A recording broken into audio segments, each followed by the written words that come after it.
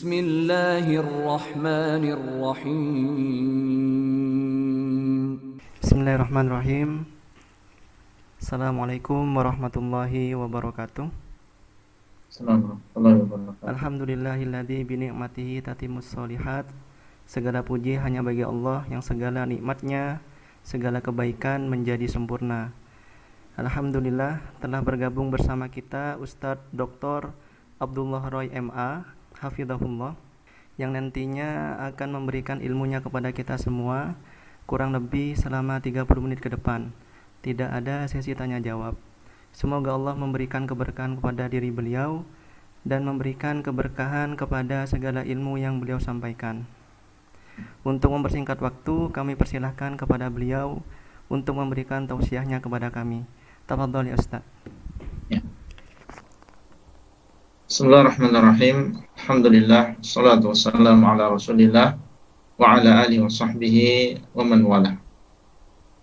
Alhamdulillah, kita bersyukur kepada Allah Subhanahu wa taala pada pagi hari ini, di satu hari di antara hari-hari di bulan Ramadan yang berbarakah ini, kita dipertemukan oleh Allah Azza wa Jalla melalui aplikasi Zoom dalam rangka untuk mempelajari bersama agama Allah, merenungi bersama ayat-ayat Allah Subhanahu wa taala, dan insyaallah materi yang akan kita sampaikan sesuai dengan waktu yang sudah kita sepakati bersama, yaitu hari Senin dengan hari Rabu pagi dari jam 5 sampai jam setengah 6. Di bulan Ramadan ini kita akan membahas tentang tafsir ayat-ayat yang berkaitan dengan puasa yang Allah SWT sebutkan di dalam surat Al-Baqarah, mulai dari ayat 183. Itulah yang insya Allah akan kita bahas pada beberapa pertemuan ini. Semoga bermanfaat. Dan sebelum kita mulai dengan pembahasan ayat yang ke-183 dari surat Al-Baqarah ini, kita berharap ada salah seorang di antara jamaah yang membaca ayat ini. Silakan Pak Reza, atau menunjuk yang lain? Oke, ana saja Ustaz. Ya. Insyaallah. A'udzu billahi minasyaitonir rajim. Ya ayyuhalladzina amanu kutiba alaikumus siyamu kama kutiba alal ladzina min qablikum la'allakum tattaqun. Ya, terjemahnya. Wahai orang-orang yang beriman, telah diwajibkan atas kamu berpuasa sebagaimana diwajibkan atas orang-orang sebelum kalian agar kalian bertakwa. Baik. Para jamaah sekalian yang dimuliakan oleh Allah Azza wa Jalla, insyaallah kita akan bersama-sama mentadaburi dan memahami ayat-ayat Allah SWT yang berkaitan dengan puasa ini. Dan sebagaimana kita tahu, bulan ini adalah bulan Al-Quran, bulan diturunkannya Al-Quran, dan bulan yang seharusnya kaum muslimin menyibukkan dirinya dengan Al-Quran, baik dengan membacanya ataupun mentadabburinya, sehingga apa yang kita lakukan insyaallah pada hari-hari ini tidak terlepas dari apa yang memang disunahkan dan dianjurkan di bulan ini, yaitu mentadabburi ayat-ayat Allah Azza wa Jalla. Dan kita pilih ayat yang berkaitan dengan puasa karena memang ya kita berada di syahrus shiyam, ya berada di bulan puasa, sehingga tentunya mempelajari ayat-ayat Allah SWT yang berkaitan dengan puasa ini akan menambah, yang pertama, keimanan kita, kemudian yang kedua juga pengetahuan kita tentang puasa dan apa yang berkaitan dengan puasa sebagaimana yang Allah SWT kabarkan di dalam Al-Quran. Allah SWT mengatakan, Ya ayyuhalladzina amanu, wahai orang-orang yang beriman. Ya ayyuhalladzina amanu. Di sini Allah SWT memanggil dengan huruf nida, yaitu ya. Panggilan dari Allah SWT kepada orang-orang yang beriman. Tentunya ini bukan sembarang panggilan. Ini adalah panggilan dari yang telah menciptakan kita. Panggilan dari zat yang memberikan rezeki kepada kita. Yang telah memberikan kepada kita makan, minum, usia, memberikan kepada kita anak dan juga istri. Dialah yang memanggil. Zat yang kita tidak mungkin tidak membutuhkan Allah meskipun hanya sedetik atau kurang dari sedetik. Tentunya panggilan dari zat yang demikian sifatnya adalah panggilan yang agung. Panggilan yang perlu kita berikan perhatian yang besar. Kita dalam perkara dunia, seandainya di sana ada orang yang sangat kita cintai, yang sangat kita hormati, yang sudah memberikan kepada kita jasa, memanggil kita dan menyebutkan nama kita, bagaimana sikap kita? Tentunya kita akan segera mengucapkan dengan lisan kita, dengan ucapan yang lemah lembut, labbaik misalnya, kalau dalam bahasa Arab. Iya Pak, ya, iya Tuan, dan seterusnya. Dan kita tidak akan mengakhirkan untuk menjawab panggilan tadi. Semakin tinggi kedudukan orang tadi di dalam hati kita, maka akan semakin segera kita menjawabnya dan memperhatikan apa yang dia ucapkan. Kita dipanggil orang tua tentunya berbeda dengan dipanggil teman biasa. Kita dipanggil atasan di kantor kita tentunya beda ketika dipanggil oleh murid kita misalnya. Sesuai dengan kedudukan yang memanggil, maka demikian keadaan kita di dalam menjawabnya. Nah, ini yang manggil adalah Allah. Memanggil kepada siapa? Memanggil kepada kita, orang yang memiliki iman. Ya ayyuhalladzina amanu, wahai orang-orang yang beriman. Maka barang siapa di antara kita yang merasa dirinya memiliki iman di dalam hatinya, memiliki kepercayaan kepada Allah, keyakinan kepada Rasulullah SAW, kepercayaan adanya hari akhir, takdir, malaikat, para rasul, ada di dalam hati kita keimanan tersebut, maka berarti antum termasuk yang dipanggil. Dan yang memanggil adalah Allahu Rabbul Alamin. Maka bagaimana sikap kita? Harusnya kita memasang baik-baik telinga kita. Jangan kita sibukkan dengan yang lain. Allah memanggil berarti ada sesuatu yang ingin Allah sampaikan kepada kita. Mungkin sebuah perintah yang Allah ingin memerintahkan kita sebagai orang yang beriman untuk melakukannya, dan mungkin sebuah larangan yang Allah ingin larang kita dari perbuatan tersebut. Maka siapkan telinga kita, siapkan pendengaran kita, siapkan hati kita untuk memahami apa yang Allah akan sampaikan. Demikian yang datang dari sebagian salaf ketika mereka mengatakan kalau disebut ya ayyuhalladzina amanu, maka siapkanlah pendengaran. Ya, karena mungkin setelahnya adalah perintah, engkau disuruh dan diperintahkan untuk melakukannya, dan mungkin setelahnya adalah larangan yang engkau dilarang untuk melakukannya. Dan di sini Allah SWT mengatakan, ya ayyuhalladzina amanu, wahai orang-orang yang beriman. Berarti maka siapkanlah ya diri kita, dan ini bukan hanya dalam ayat ini tentunya, tapi dalam ayat-ayat yang lain di dalam Al-Quran, ya Allah SWT banyak memanggil orang-orang yang beriman. Baik.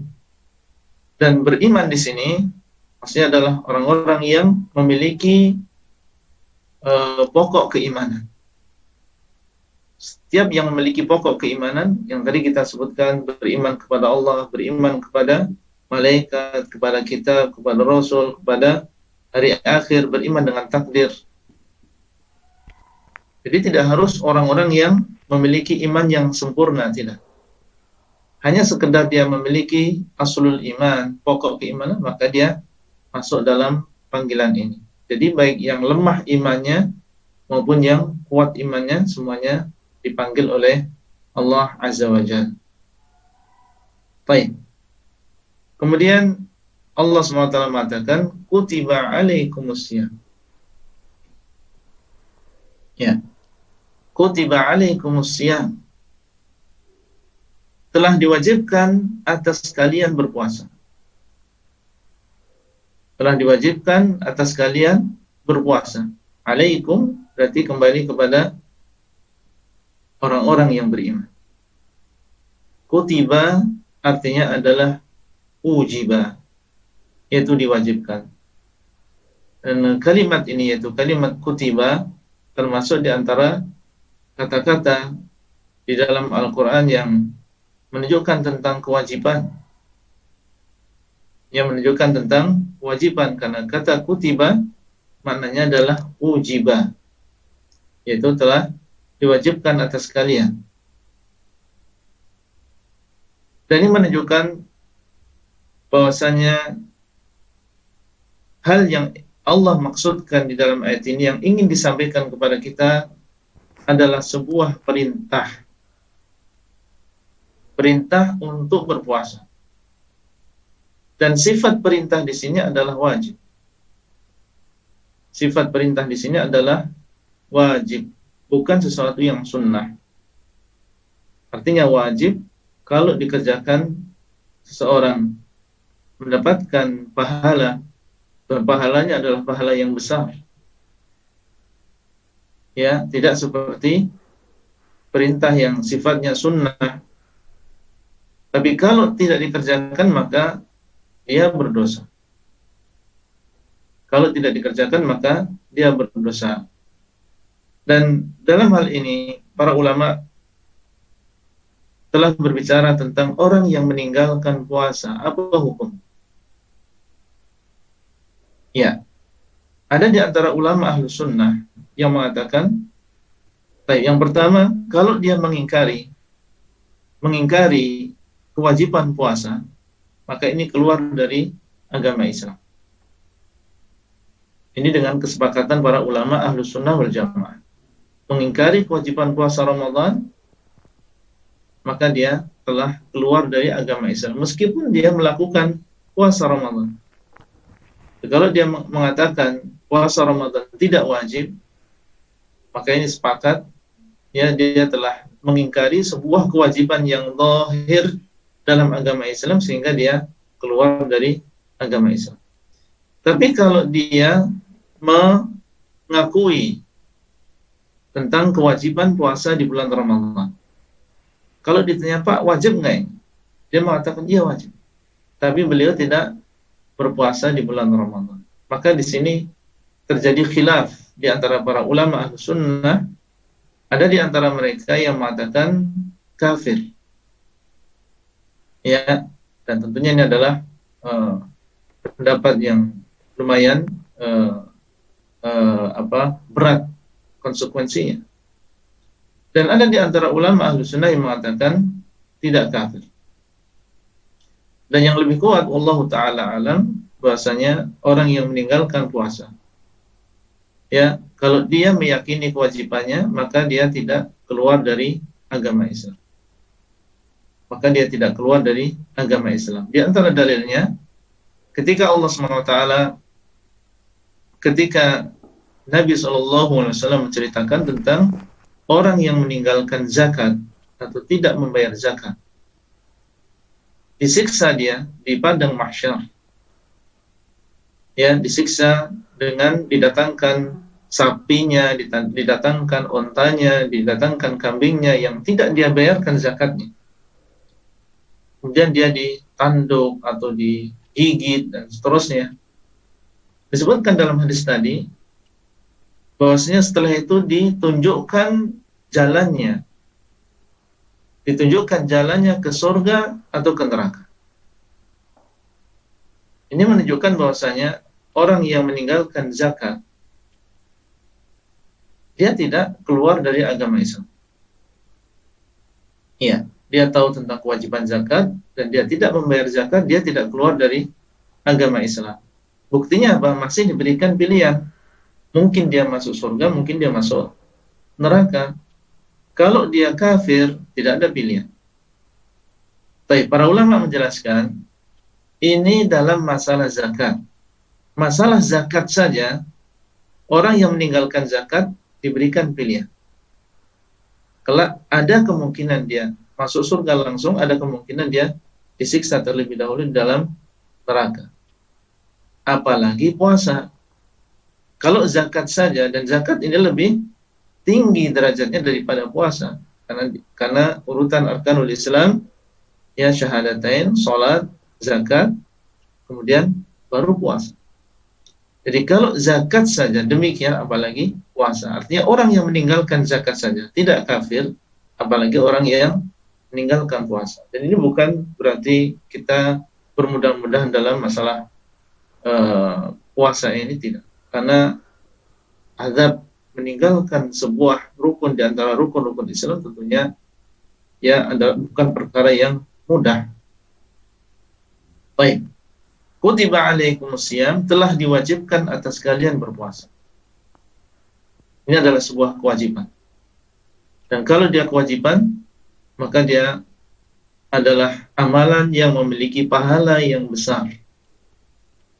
Kita semangat, ya, di luar bulan Ramadan untuk melakukan puasa Senin Kamis, melakukan puasa 3 hari selama dalam sebulan, misalnya tanggal 13, 14, 15, melakukan puasa Arafah, melakukan puasa Asyura. Semangat kita melihat pahalanya yang besar. Ketahuilah bahwasanya puasa di bulan Ramadan jauh lebih besar daripada puasa-puasa tersebut. Karena puasa di bulan Ramadan adalah wajib. Sedangkan puasa-puasa tadi adalah sunnah. Dan Nabi SAW disebutkan dalam hadis qudsi bahwasanya Allah mengatakan, "Ma taqarraba ilayya 'abdi bi syai'in ahabba ilayya mimma aftaradtuhu 'alaihi." Tidaklah hambaku bertaqarrub, mendekatkan diri kepadaku dengan sesuatu yang lebih aku cintai daripada apa yang sudah aku wajibkan atas mereka. Jadi kalau kita ingin, ya, mendapatkan derajat yang tinggi dan pahala yang besar, ini kesempatannya, yaitu berpuasa dengan puasa yang diwajibkan oleh Allah. Sehingga perbaikilah, ya, adab-adab kita di dalam berpuasa di bulan Ramadan ini. Jauhi kemaksiatan, jauhi ucapan yang tidak berfaedah, apalagi ucapan yang diharamkan. Jaga puasa kita dari kemaksiatan, hiasi puasa kita dengan ketaatan. Baik. Kemudian Allah mengatakan, kama kutiba 'alal ladzina min qablikum, sebagaimana telah diwajibkan atas orang-orang sebelum kalian. Kama, sebagaimana, ya, kutiba, diwajibkan, 'alal ladzina min qablikum, atas orang-orang sebelum kalian. Berarti apa? Kewajiban puasa di bulan Ramadan ini bukan khusus bagi orang Islam umatnya Nabi Muhammad SAW. Ini adalah juga diwajibkan atas umat sebelum kita. Ada yang menafsirkan umat sebelum kita di sini adalah orang-orang ahlul kitab. Itu orang Yahudi dan juga orang Nasrani. Dan kenapa di sini disebutkan oleh Allah? Ya, sebagaimana telah diwajibkan atas orang-orang sebelum kita.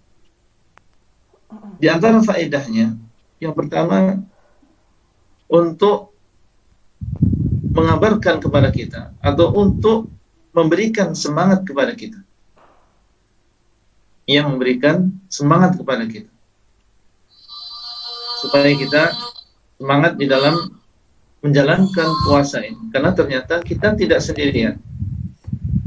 Ya, ternyata kita tidak sendirian. Orang-orang sebelum kita, di antara umat nabi-nabi sebelum kita, maka mereka juga melakukan puasa di bulan Ramadan ini. Kemudian di antara faedahnya adalah supaya kita tidak merasa berat. Supaya kita tidak merasa berat. Karena kalau dikerjakan bersama, dan kita mengetahui bahwasanya umat-umat sebelum kita juga ternyata memiliki kewajiban ini, dan mereka bisa, ya, mereka bisa melakukannya, bisa menjalankannya, maka kita akan melaksanakan puasa ini, ya, dengan senang hati, dengan lapang dada, dan tidak merasa berat dengan apa yang telah diwajibkan atas kita. Karena pada asalnya puasa memang ada masyaqqah, ada kesusahannya, ada keberatannya. Seseorang tidak makan, tidak minum, sementara biasanya dia makan dan minum. Ya, tidak mendatangi istrinya, sementara biasanya dia dengan leluasa mendatangi istri. Maka tentunya ini perlu kesabaran, perlu perjuangan. Tapi dengan disebutkan bahwa ternyata ini juga diwajibkan atas umat sebelum kita, maka diharapkan ada yang menjadikan hati kita ringan. Dan ini adalah rahmat Allah. Ya, Allah SWT menyayangi kita, ya, mengetahui bahwasanya di dalam puasa ini ada hikmah yang banyak. Ya, kemudian Allah SWT mengabarkan kepada kita bahwa ini bukan hanya kalian saja yang diwajibkan. Sebagaimana kalau kita memiliki anak banyak misalnya, ya, kemudian kita memerintahkan sesuatu. Dulu kakakmu juga saya suruh. Ya, kakakmu dulu pas masih kecil, ya, bapak suruh juga, ibu suruh juga. Apa yang dirasakan oleh anak tadi? Ringan. Oh ya, berarti kakakku dulu juga mereka diwajibkan. Nggak ada rasa iri, nggak ada rasa berat. Ternyata bukan anak saja yang disuruh. Ya, ini rahmat Allah untuk kita supaya kita ini semangat dalam melakukan puasa di bulan Ramadan. Di samping itu, di antara hikmahnya adalah supaya kita berlomba. Ya, supaya kita berlomba dalam melaksanakan apa yang sudah diwajibkan atas kita. Makanya dalam ayat Allah SWT mengatakan, "Likullin ja'alna minkum syir'atan wa minhaja." Masing-masing dari kalian kami jadikan syariat. Walau sya'allahu laja'alakum ummatan wahidah. Kalau Allah menghendaki, niscaya Allah akan menjadikan kalian ini umat yang satu. Tapi ternyata Allah menghendaki apa? Menghendaki kita ini berumat-umat. Ada umatnya Nabi Muhammad, ada umatnya Nabi Musa. Allah kalau mau menjadikan kita umat yang satu, tapi dijadikan banyak umat. Ya, walakin liyabluwakum fima atakum. Apa di antara faedahnya? Untuk menguji kalian di dalam apa yang Allah berikan kepada kalian. Masing-masing Allah berikan syariat. Yang menguji kalian bagaimana kalian melaksanakan syariat ini. Fastabiqul khairat. Maka hendaklah kalian berlomba-lomba dalam kebaikan. Fastabiqul khairat. Dijadikan kita umat yang banyak, ya, umat dari para nabi. Nah, di antara faedahnya adalah supaya kita ini saling berlomba, bermusabaqah. Ayo, kita harus lebih baik daripada umat yang terdahulu. Ya, kalau mereka demikian dan demikian, maka kita harus lebih baik. Menghidupkan bulan Ramadan, menghidupkan siangnya, menghidupkan malamnya, siangnya dengan puasa, malamnya dengan membaca Al-Quran, dengan sholat tarawih, kita harus lebih baik. Masing-masing kita telah diberikan syariat. Kita berlomba sebagai sesama hamba Allah. Kita hamba Allah dan umat-umat sebelum kita, umat para nabi juga hamba Allah.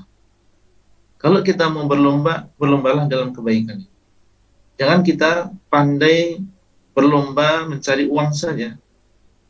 Ya, pandai untuk yang berlomba memperbanyak harta. Kalau mau musabaqah, yang menguntungkan yang musabaqah dalam ketaatan ini. Fastabiqul khairat, kata Allah.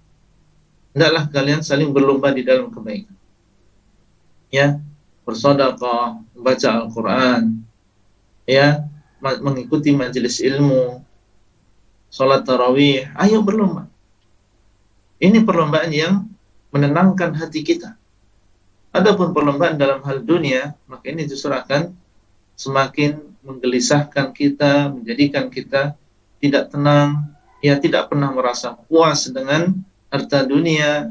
Yang terjadi adalah iri dan juga dengki, tidak enak bermuamalah dengan yang lain. Ini karena perlombaan dalam hal yang tidak sepantasnya kita berlomba di dalamnya.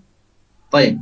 Kemudian setelahnya Allah mengatakan la'allakum tattaqun, supaya kalian bertakwa. Inilah ya tujuan ya dan hikmah Allah SWT mewajibkan puasa ini atas kita, yaitu supaya kita ini bertakwa. Baik, kenapa harus bertakwa? Karena yang akan masuk ke dalam surga adalah siapa? Orang-orang yang bertakwa. Berarti Allah ingin kita masuk ke dalam surga. Supaya kita ini menjadi orang yang bertakwa. Apa wasilahnya? Disuruh kita untuk berpuasa, bahkan diwajibkan berpuasa di bulan Ramadan. Allah mengatakan inna lil muttaqina mafazan. Sesungguhnya bagi orang-orang yang berpuasa, orang-orang yang bertakwa, keberuntungan itu dalam surga. Innal muttaqina fi dhilalin wa uyun. Orang-orang yang bertakwa berada di bawah naungan, di bawah mata air. Itu masuk ke dalam surga yang di sana ada naungan, di sana ada mata air. Innal muttaqina fi jannatin wa uyun. Orang-orang yang bertakwa mereka berada di dalam surga dan juga mata air. Innal muttaqina fi jannatin wa na'im. Orang-orang yang bertakwa berada di dalam surga dan kenikmatan. Orang-orang yang bertakwa mereka lah yang Allah sediakan bagi mereka surga. U'iddat lil muttaqin. Surga itu untuk siapa? Disediakan untuk orang-orang yang bertakwa. Bagaimana supaya kita bertakwa? Di antaranya adalah diwajibkan atas mereka orang-orang yang beriman untuk berpuasa. Maka kita harus memahami hal ini. Sudahkah kita ya merasakan hikmah menjadi orang yang bertakwa dengan puasa yang sudah kita lakukan? Ya, maka masing-masing dari kita dialah yang lebih mengetahui tentang dirinya sendiri. Kalau sudah, alhamdulillah. Ini adalah nikmat dari Allah SWT. Kalau belum, maka kita harus memperbanyak, mengoreksi diri kita. Dan beristighfar kepada Allah. Dan alhamdulillah, masih ada kesempatan. Ya, beberapa hari ke depan masih ada kesempatan untuk memperbaiki puasa kita. Ya, sehingga kita tidak keluar dari bulan Ramadan ini kecuali sudah meraih derajat takwa ini. Allah sayang kepada kita dan mewajibkan kepada kita amalan yang dengannya kita bisa mencapai derajat takwa ini. Di dalam puasa kita dilatih untuk ikhlas. Ya, dilatih untuk ikhlas dan merasa diawasi oleh Allah SWT. Ya, kita berada di dalam rumah kita, di dalam kamar kita, dan tidak ada seorang pun di antara kita yang berani makan dan juga minum. Kenapa? Karena kita tahu Allah melihat. Dan kita melakukan puasa ini bukan karena dilihat oleh manusia. Kita melakukan puasa ini karena Allah. Bukan karena si fulan, bukan karena si fulan. Nah, inilah ikhlas. Inilah ikhlas dan inilah muraqabah yang diinginkan dari kita. Maka jadikanlah perasaan seperti ini, yaitu beramal karena Allah, kemudian beramal dan merasa diawasi oleh Allah dalam seluruh amalan kita semuanya.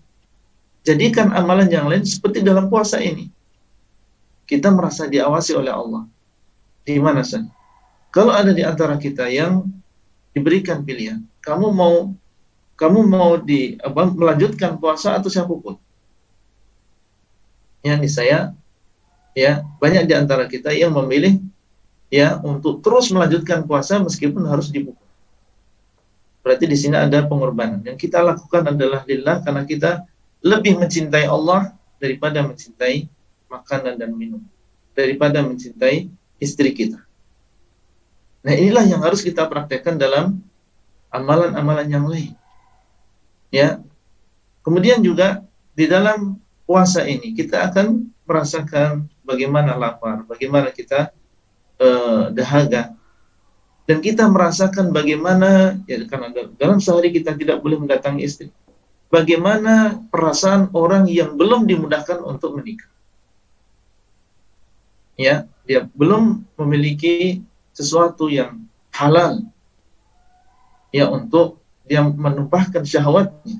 Dan ini banyak di antara mereka yang demikian belum dimudahkan. Sementara kita sudah memilikinya, cuma kita dilarang dalam sehari. Kita bisa merasakan bagaimana ya kesusahan mereka dan khawatirnya mereka terjerumus ke dalam kemaksiatan. Sehingga puasa ini juga melatih kita selain melatih keikhlasan, melatih merasa diawasi oleh Allah SWT, melatih untuk sesuai dengan sunnah. Karena coba kita bayangkan kita ketika sahur dengan disiplinnya, kalau sudah adzan, kalau sebelum adzan atau pas adzan kita sudah menahan diri dari makan dan juga minum, disiplin. Kalau sudah maghrib, segera kita berbuka. Ya, dengan disiplinnya kita melakukan puasa ini. Ini melatih kita untuk mengikuti sunnah dalam kehidupan kita sehari-hari. Maka banyak faedah yang bisa kita ambil dari puasa ini dan tidak heran kalau Allah SWT menjadikan hikmah puasa adalah kita bertakwa. Termasuk di antaranya dalam hadis ketika disebutkan oleh Nabi, kalau salah seorang di antara kalian berpuasa, maka janganlah dia mengeraskan suaranya, jangan dia berbuat maksiat. Kalau ada yang memerangi dia, maka hendaklah dia mengatakan, aku adalah orang yang berpuasa. Subhanallah, melatih kesabaran. Bukan hanya hubungan kita dengan Allah, tapi juga melatih kita untuk menahan diri, menahan amarah, ya, dengan orang-orang yang ada di sekitar kita. Maka itulah yang bisa kita sampaikan pada kesempatan kali ini, dan mohon maaf mungkin agak berlebih kajiannya. Insyaallah kita lanjutkan di hari Rabu. Wallahu taala a'lam. Syukron jazakumullah khairan atas ilmu yang telah diberikan kepada kami Ustadz. Mudah-mudahan ilmu yang telah disampaikan memberikan manfaat bagi kami, baik manfaat di dunia dan di akhirat. Kami berharap kepada Ustadz dan para jamaah, khususnya jamaah Masjid Imam Syafi'i Bangkalan Madura dan jamaah secara umum agar menghadiri kajian bersama Ustadz Abdullah Roy di hari Senin dan Rabu pukul 5 ba'da subuh di bulan Ramadan. Akhirnya kita tutup kajian pada hari ini dengan kafaratul majlis. Subhanakallahumma bihamdika asyhadu an la ilaha illa ant astaghfiruka wa atubu ilaika. Assalamualaikum warahmatullahi wabarakatuh. Waalaikumsalam warahmatullahi wabarakatuh.